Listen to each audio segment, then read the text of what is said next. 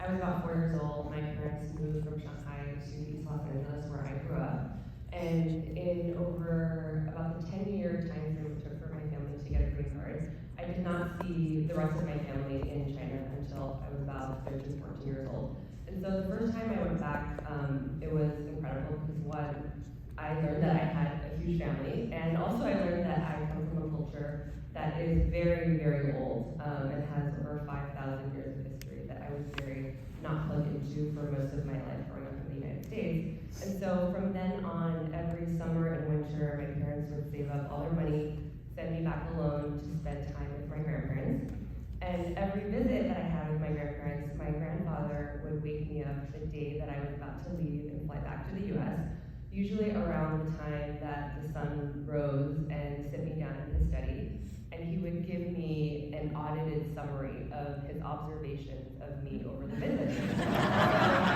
It would range from, I think you're interested and could potentially be a journalist because of the way you ask questions to my friends when they come visit me, and all these things about their lives that you're curious about, right? And then it would go all the way to you eat way too many snacks, and you need to save your appetite for a proper meal when we have meals, and because you're never eating anything, you just want to leave early.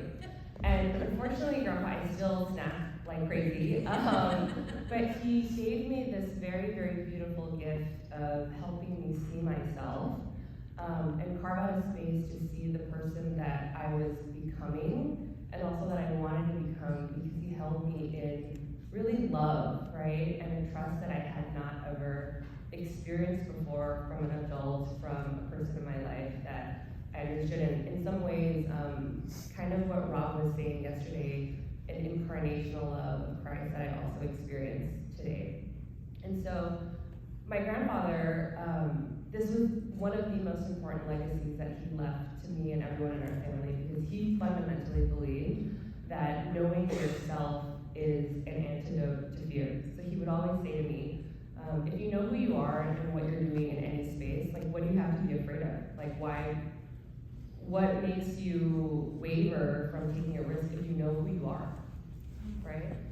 If you know that part of you. And he was a man who lived through feudalism, through imperialism, through communism, and at the later stages of his life experienced capitalism, right?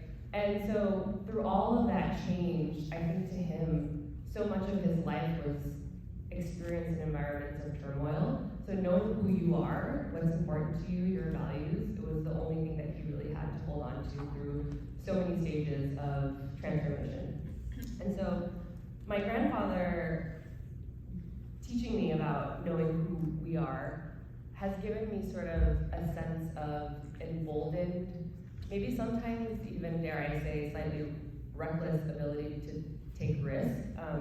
But I think it's because he's taught me to see that the perceived risk of anything should be grounded in the light of who we are, and not so much the smoke and mirrors of the world. So that we're not constantly tugged around and pulled by the assessments of other people, and particularly people or institutions that don't really know anything about us as individuals, our own capabilities, or even the power of the God that we believe in, right?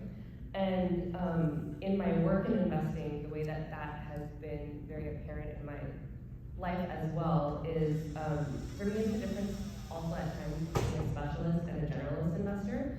So my sector is in the education technology space, right? And so for other folks who may not understand the space that I invest in very well, they might think that it's super risky, or the industry or market dynamics are not very favorable, but they don't know the space like we do. For all of you who do your individual jobs or in your specific specialties, the majority of the world doesn't understand your view of the world the way you do. And because you know who you are, you can take greater risks, right? What is stopping you? We're not plastic bags that are fluttering around in the wind, like that Katy Perry song.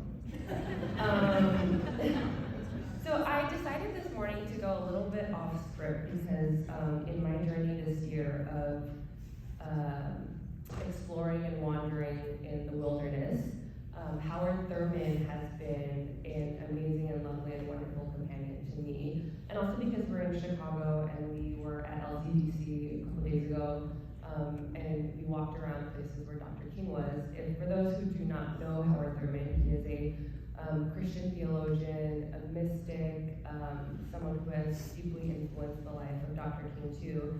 I wanted to share his language and the way that he wrote about this knowing who you are as the voice of the genuine. So I'm going to read a couple of paragraphs from a piece that he shared that has had a profound impact on me. There is something in every one of you that waits, that listens for the genuine in yourself. And if you cannot hear it, you will never find whatever it is for which you're searching. And if you hear it and then do not follow it, it was better that you had never been born. Wow. You are the only you that has ever lived. Your idiom is the only idiom of its kind in all the existences. And if you cannot hear the sound of the genuine in you, you will all of your life spend your days on the edges of strings that somebody else pulls. There is in you something that waits and listens for the sound of the genuine in yourself. And sometimes there is so much traffic going on in your minds, so many different kinds of signals, so many vast impulses floating through your organism that go back thousands of generations, long before you were even a thought in the mind of creation. And you are buffeted by these, and in the midst of all of this, you have got to find out what your name is. Who are you? How does the sound of the genuine come through to you? And how does the sound of the genuine flow through you? Don't be deceived and thrown off by all the noises that are a part, even of your dreams and your ambitions, that you don't hear the sound of the genuine in you, because that is the only true God that you will ever have. And if you don't have that, you don't have a thing. You may be famous, you may be whatever the other ideals are which are part of this generation, but you know you don't have the foggiest notion of who you are, where you are going, what you want. Cultivate the discipline of listening to the sound of the genuine in yourself. So he goes on to say that because he can hear the sound of the genuine in himself, it actually allows him to see the voice, the individual voice of other people very clearly too, and to harness that and nurture that as well. So as we're talking about building together, taking risks together, I also really encourage each of you, each of us, to get closer to ourselves. And I ask you, do you know yourself? Are you taking the time to get to know yourself? Are you pausing to question who you are? Thank you.